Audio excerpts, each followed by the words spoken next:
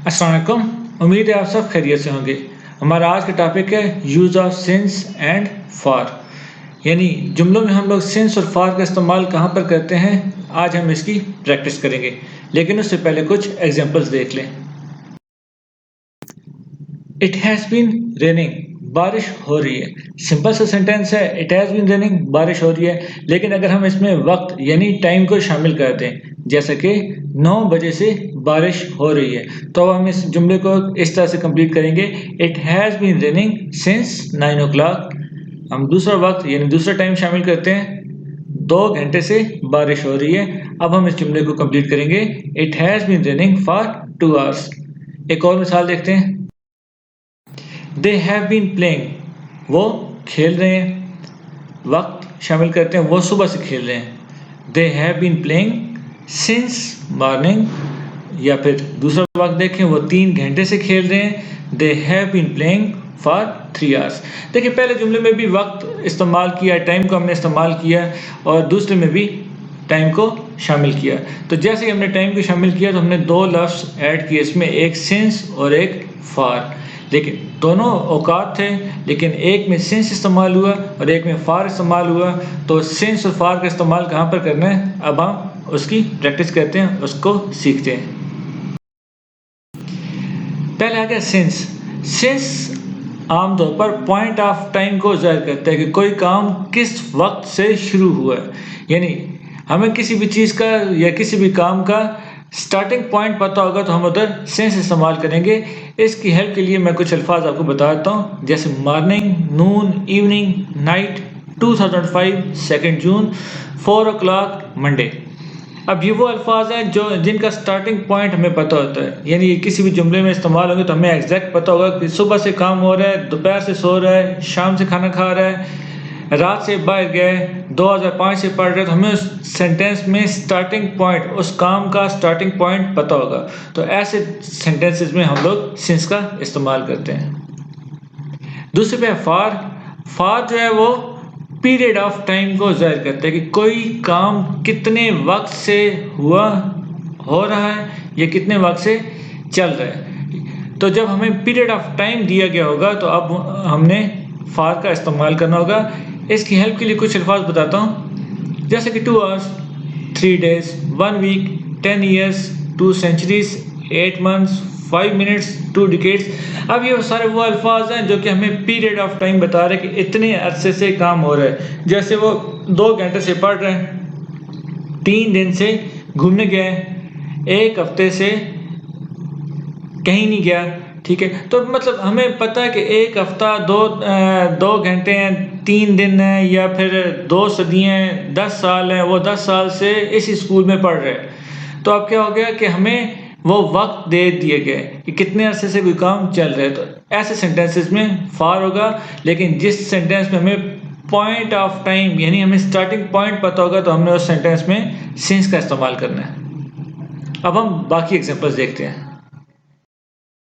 He has been sleeping, वो सो रहा है। अब हम इसमें टाइम को शामिल करते हैं, वो दोपहर से सो रहा है।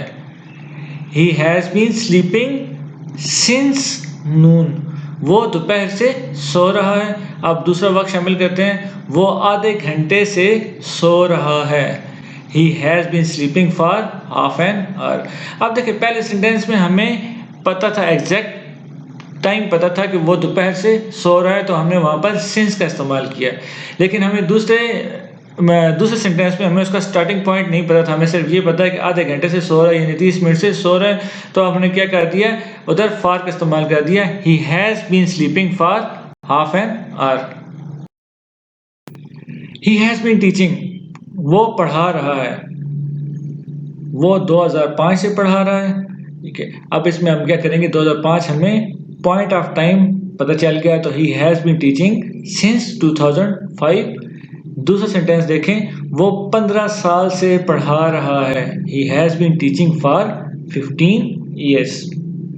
अगला जुमला देखें, वी हैव बीन स्टडीइंग, हम पढ़ रहे हैं, हम शाम से पढ़ रहे हैं।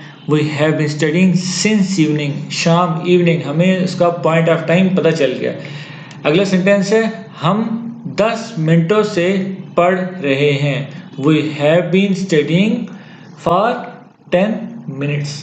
हम 10 मिनटों से पढ़ रहे हैं। तो अब इधर पीरियड ऑफ टाइम आ गया हमारे पास, ऊपर वाले सेंटेंस में था time of, point of time, तो उधर सिंस और इधर फॉर का इस्तेमाल किया।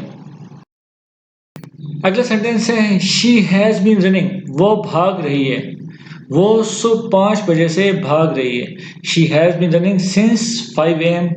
ठीक है, AM सुबह का टाइम जाहिर करता है, तो वो सुबह 5 बजे से भाग रही है।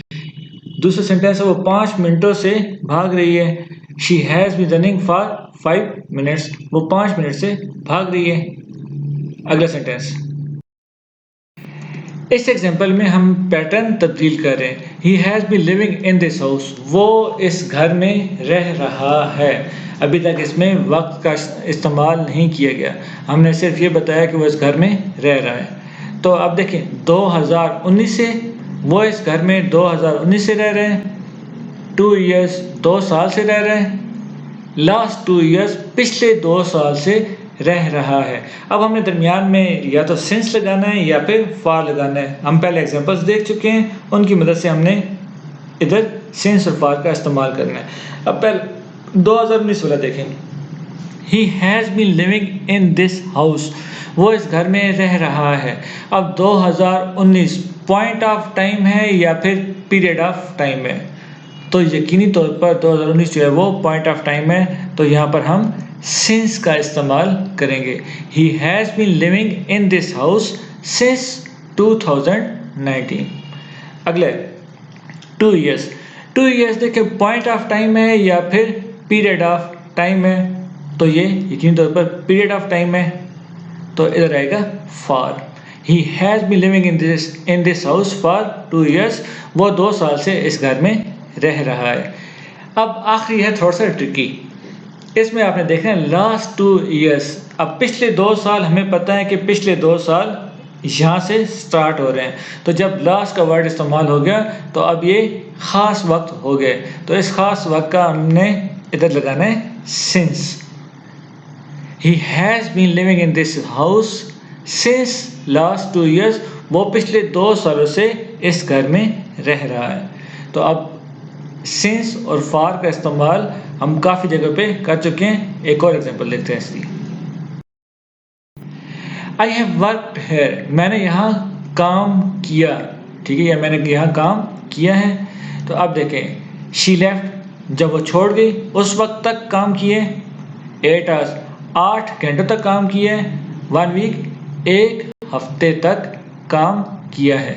तो मैंने यहाँ काम किया है, उसके छोड़ने तक 8 घंटों तक, 1 वीक 1 हफ्ते तक। तो पहले शी लेफ्ट, जब वो छोड़ गई, तो हमें पता था कि जब वो छोड़ के गई है तो ये ख़ास वक्त हो गया।